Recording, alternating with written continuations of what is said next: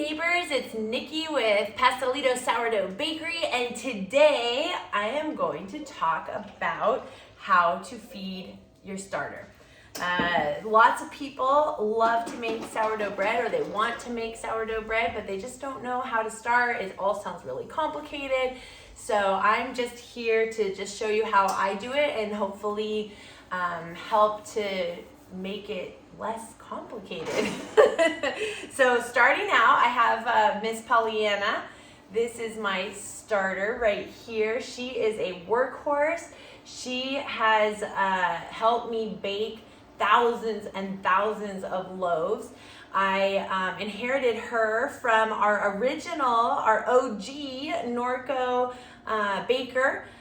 She called her starter Norma for Norco Mama. So super grateful for her. She's the one that helped me get into sourdough, and I just haven't looked back. So this is Miss Pollyanna, and as you can see, she is currently discard. So when your sourdough starter goes up and then starts to fall back down, that's when it's becoming discard. So it's time to feed her. I feed her every 24 hours. Usually in the morning, and this is how I do it. So you'll need another jar. Here's my second jar, nice and clean. Many people, they will just use the same jar over and over. That's completely fine as well. If you want to use this same jar, you would just pour out, what you're not going to use, and then just put it back into this jar. I prefer to, go from jar to jar to jar, just different preferences, not anything better or worse. So the measurements to feed your sourdough starter is 25 grams starter, you can see right there, 100 grams water, and 100 grams flour. Now, there are a little bit of nuances. So the water, it has to be 98 degrees. That's really if you're making a levain, so it doesn't have to be 98 degrees when you're just feeding your starter. But we'll do it at 98 degrees just so we can see the process, and if you need to change the temperature of your starter, you'll know how. So we'll do that in a second. And then the other nuance is the 100 grams of flour. You can figure out what flour works best for your starter. I personally love to use 10 grams of dark rye organic flour, and then 90 grams of organic all-purpose flour from Central Milling. So that's kind of what Miss Pollyanna likes. It's what has worked for us.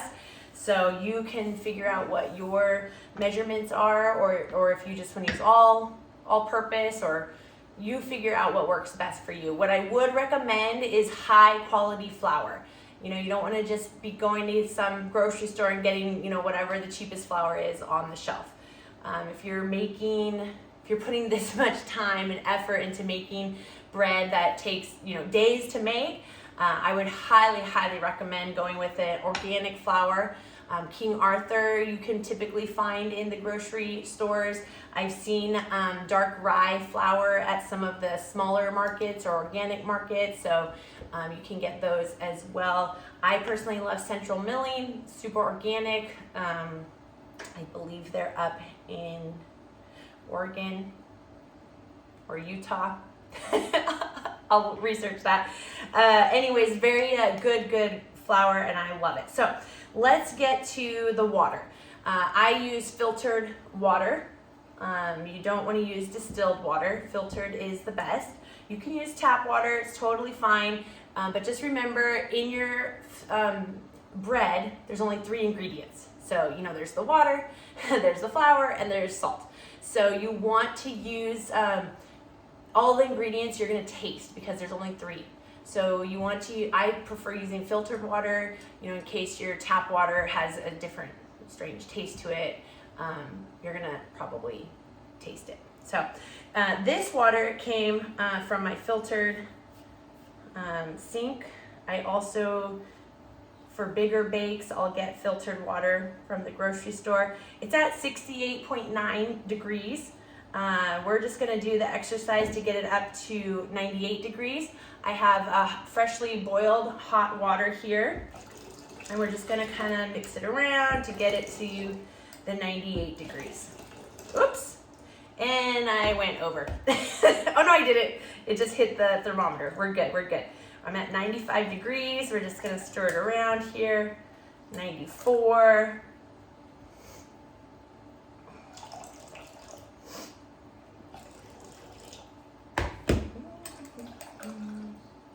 There we go. 90, wait, stir, stir, stir, stir. There we go. 99.1, close enough. By the time I mix it with the flour and the starter, it'll already be back down. Okay, so I have my water ready. I have my starter, I have my flour. Now, what do? We get our scale right here. I'm gonna face it to you guys to see. We wanna make sure it's tared out. So for example, right now it's at 0 grams. If I put my jar on here, it is now showing 434 grams. That is not tared out. So when I start adding my starter, my flour, and my water, it's not going to be accurate measurements. So definitely tear out your scale with your jar on it. Now you'll see it's at 0 grams. Now we're ready to start. So we're going to take this, I think I'm going to do it this way, and we're going to just pour in 25 grams.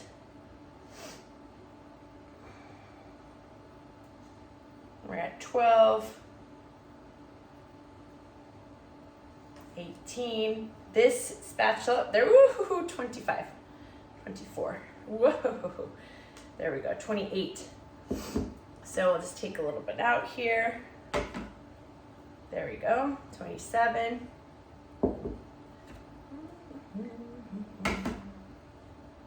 And, oops.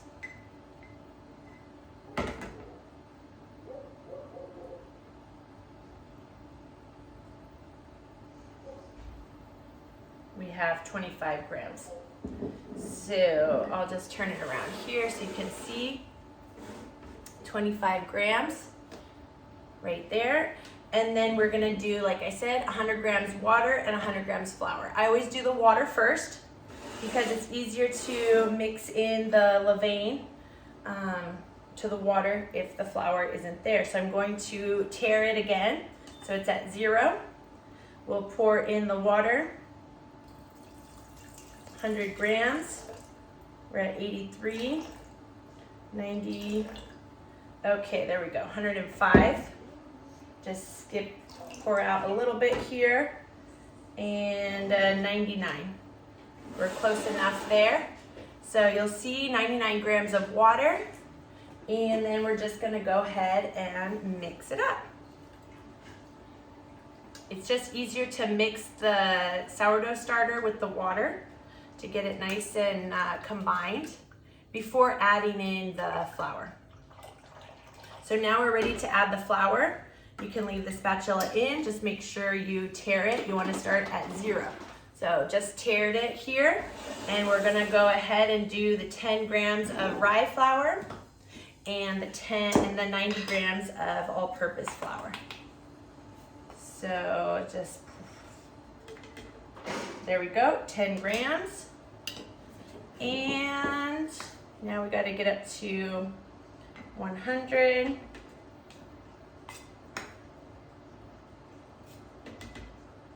86, 99, 101. Awesome. Now mix it all up here. You'll see it's going to get a lot thicker. You want to make sure you scrape the sides on there.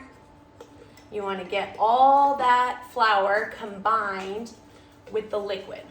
You don't want any pieces of dry flour in there.